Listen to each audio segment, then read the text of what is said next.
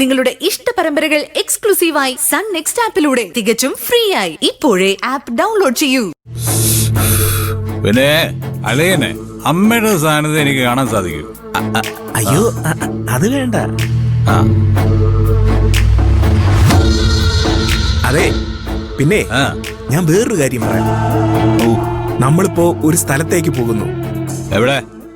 സിറ്റിയില് പുതിയൊരു പബ്ബ് തുടങ്ങിയിട്ടുണ്ട്. അവിടെ ഒന്ന് കേറണ്ടേ? പബ്ബോ? ഈ സിറ്റിയില്ല, ഞാൻ അറിഞ്ഞില്ല. അളിയ, എന്നാലേ ഞാൻ അറിഞ്ഞു. അറിഞ്ഞപ്പോ തന്നെ അളിയൻ അവിടേക്ക് കൊണ്ടുപോകാൻ ഞാൻ തീരുമാനിച്ചു. എന്താ അഭിപ്രായം? നമുക്ക് പോയാലോ? അമ്മയോട് എന്താ പറയാ? അമ്മയോട് പോവാൻ പറയളിയ.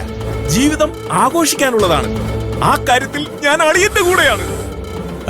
എന്നാ ശരി, നമുക്ക് വിട്ടേക്കാം.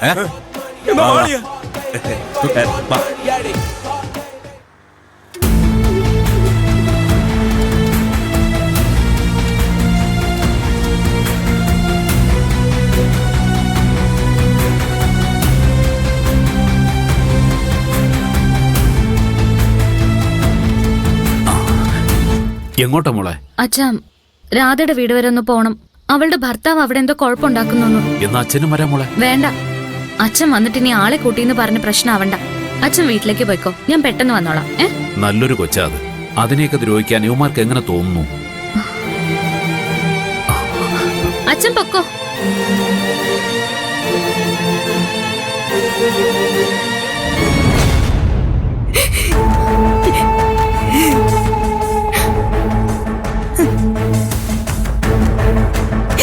തന്തയും തള്ളയും എവളും അതെ.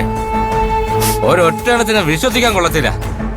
ഞാൻ വന്ന് ചോദിക്കുന്നതേ എന്റെ ആഗ്രഹത്തിനനുസരിച്ചുള്ള പണമല്ല. കല്യാണം നടത്തിയപ്പോ എനിക്ക് തരാന്ന് പറഞ്ഞ കാശാ. കാശിന്റെ കാര്യം പറഞ്ഞ് ഞാൻ ഇവിടെ വന്ന് എന്തെങ്കിലും സംസാരിച്ച ഒരാഴ്ച കഴിഞ്ഞ് ഇയാളും ഭാര്യയും കൂടെ അങ്ങോട്ടൊരു വരവുണ്ട്. എന്തിനാ? അവധി പറയാൻ. എന്നിട്ട് ഏതെങ്കിലും ബേക്കറിന്ന് എന്തെങ്കിലും സാധനങ്ങളും വാങ്ങിച്ചോണ്ട് വരും. എന്തിനാ? എന്റെ കുടുംബത്തെ പറ്റിക്കാൻ. മനോജേട്ടാ, ഒന്ന് നിർത്ത്. എന്റെ അച്ഛനും അമ്മയും നിങ്ങളുടെ കാല് പിടിക്കാൻ വരുന്നത് നിവൃത്തികേടുകൊണ്ടാ. എന്ത് നിവൃത്തികേടാ? ഈ വീടും പറമ്പും വിറ്റിട്ട് അതിന്റെ കാശ് എനിക്ക് തരാൻ ഞാൻ ഇങ്ങേരോട് പറഞ്ഞതല്ലേ? ഇങ്ങേര് കേട്ടോ? ഇങ്ങേരെ കള്ളനാ, പേരും കള്ളൻ.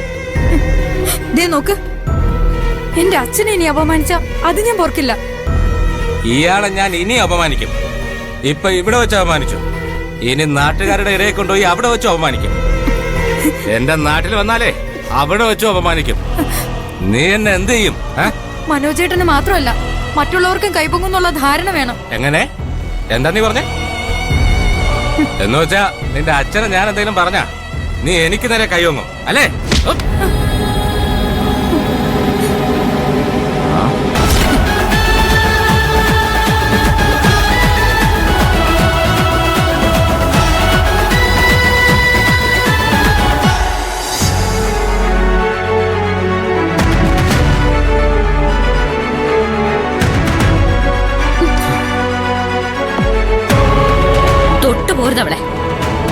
നീ ആരാ? ഞങ്ങളുടെ കുടുംബകാര്യത്തോടെ നിനക്കെന്താ അവകാശം? കുടുംബകാര്യം ആവുന്നതേ 4 ചുമരിനുള്ളിൽ നിങ്ങൾ മാത്രം ഇരിക്കുമ്പോഴാ. ഇങ്ങനെ നാട്ടുകാരെ വിളിച്ചുകൂട്ടി അവർക്കിടയിൽ വെച്ച് പറയുമ്പോ അത് കുടുംബകാര്യമല്ല. കാണുന്നവര് ചോദിക്കും. ഞാൻ കുടുംബത്തിനകത്തും പ്രശ്നം ഉണ്ടാക്കും, പുറത്തും പ്രശ്നം ഉണ്ടാക്കും. നിനക്കെന്താ ചോദിക്കാൻ അവകാശം? ഇവളെ എന്റെ കൂട്ടുകാരിയാ. കുഞ്ഞുനാള് മുതൽ ഞങ്ങൾ ഒരുമിച്ച് പഠിച്ചതാ. ആ അവകാശം മാത്രം മതി എനിക്ക് ചോദിക്കാൻ.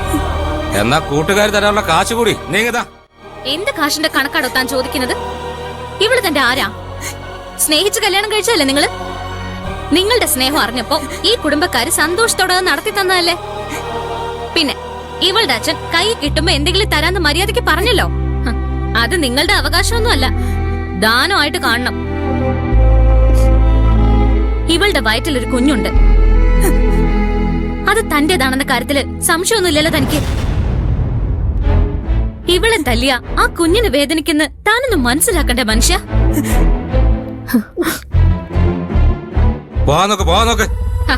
അങ്ങനെ ഇപ്പൊ പോകുന്നില്ല. നിങ്ങൾക്ക് ഇവിടെ വേണ്ടെങ്കിലേ നിങ്ങക്ക് തിരിച്ചു പോവാം. അല്ലാതെ ഉപദ്രവിക്കാനൊന്നും നോക്കണ്ട. ഒറ്റയ്ക്ക് ജീവിക്കാനുള്ള മനക്കരുത്തൊക്കെ ഇപ്പൊ നിങ്ങൾ അവൾക്ക് ഉണ്ടാക്കി കൊടുത്തിട്ടുണ്ട്. ഒരു കുഞ്ഞുമായിട്ട് ഒരമ്മ ഒറ്റയ്ക്ക് ജീവിച്ചതുകൊണ്ട് ഈ നാട്ടിൽ ആകാശം ഇടിഞ്ഞു വീഴാനൊന്നും പോകുന്നില്ല. ഈ കുടുംബത്തിന്റെ സാമ്പത്തിക അവസ്ഥ എന്താന്ന് എനിക്കറിയാം. അതിനിടയിൽ മാസാമാസം തനിക്ക് എത്ര രൂപ എത്തിച്ചിട്ടുണ്ടെന്നും എനിക്ക് നന്നായിട്ട് അറിയാം. നാണമില്ല മനുഷ്യ ഇങ്ങനെ കൈ നീട്ടി ജീവിക്കാൻ. സ്വന്തം ഭാര്യയും കുഞ്ഞിനെയും പോറ്റാൻ ഭാര്യ വീട്ടിൽ വന്ന് കൈ നീട്ടുന്നതിനേക്കാളും നല്ലത് പോയി തൂങ്ങി ചത്തുകൊടുത്ത് എനിക്ക്. സ്ത്രീധന സമ്പ്രദായത്തിനെതിരെ ആണും പെണ്ണും ഒക്കെ മത്സരിച്ച് സംസാരിച്ചോണ്ടിരിക്കുന്ന സമയം. അപ്പോഴാ തന്റെ കാശിന് വേണ്ടിയുള്ള ആർത്തി. ഒന്നിറങ്ങി പോകുന്നുണ്ടോ? അത് ശരി. അപ്പൊ സംസാരിക്കാൻ ആളെയൊക്കെ റെഡിയാക്കി നിർത്തിയിരിക്കല്ലേ? കാരണവരെ, ഞാൻ പോവാ. ഇനിയിപ്പൊ ഇവളുടെ വയറ്റിലുള്ള കുഞ്ഞിനെ ദാ എവളോടങ്ങ് നോക്കിക്കോളാൻ പറ. മനോജിനെ നിങ്ങൾ ഇനി കാണില്ല. മനോജേട്ടാ പൊയ്ക്കോട്ടടി. എന്തിനാ പിടിച്ചു നിർത്തുന്നേ? വിട്.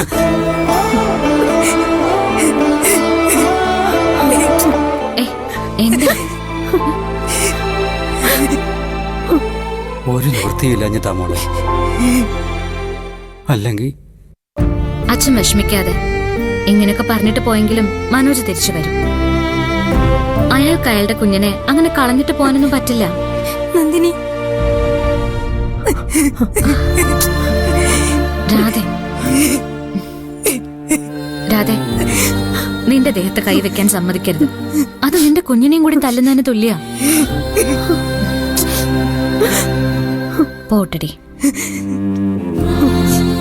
എന്നെങ്കിലും ഒരു ദിവസം അയാൾക്കൊരു തിരിച്ചറിവുണ്ടാവും. അയാൾ നല്ലവനായിട്ട് വന്ന് നിന്നെയും കുഞ്ഞിനെയും തിരിച്ചു കൊണ്ടുപോകും.